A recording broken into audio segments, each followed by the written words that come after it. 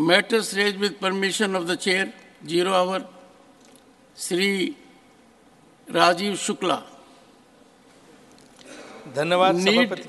Need to curb digital frauds in the country. You must also talk of engineering, social engineering by tackling these problems.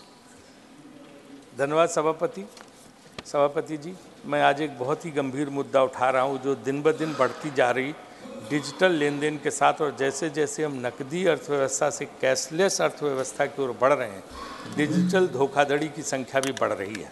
यहाँ वित्त मंत्री जी बैठी हुई हैं। हर किसी ने अनुभव किया होगा कि कैसे धोखेबाज लोगों को मैसेज भेजकर उन्हें पैन नंबर अपडेट करने, खातों को अनब्लॉक करने, क्रेडिट कार्ड पर गिफ्ट आदि देने के बहाने कॉल कर रहे हैं। हमें इस खतरे को रोकने के लिए कड़े उपायों की ज़रूरत है।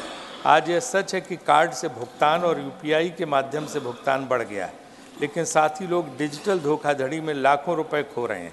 इनका जाल इतना सटीक होता है कि आईटी इंजीनियर, सरकारी अधिकारी, वकील और अकाउंटेंट भी इनके जाल में फंस जाते हैं।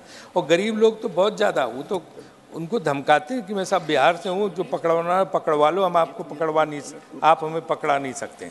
भारतीय रिजर्व बैंक ने अपनी वार्षिक रिपोर्ट में 276 करोड़ रुपए की 6,659 डिजिटल धोखाधड़ी का हवाला दिया है। यह पिछले वर्ष रिपोर्ट किए गए 155 करोड़ रुपए के 3,596 धोखाधड़ी वाले लेन देन मामलों से अधिक है। हमें यह सोचने की ज़रूरत है भुगतान प्रणालियों के भीतर खुफिया जानकारी कैसी बनाई जाए, जिसका उपयोग ऐसे लेन देन को फिल्टर करने या ब्लॉक करने के लिए किया जा सकता है।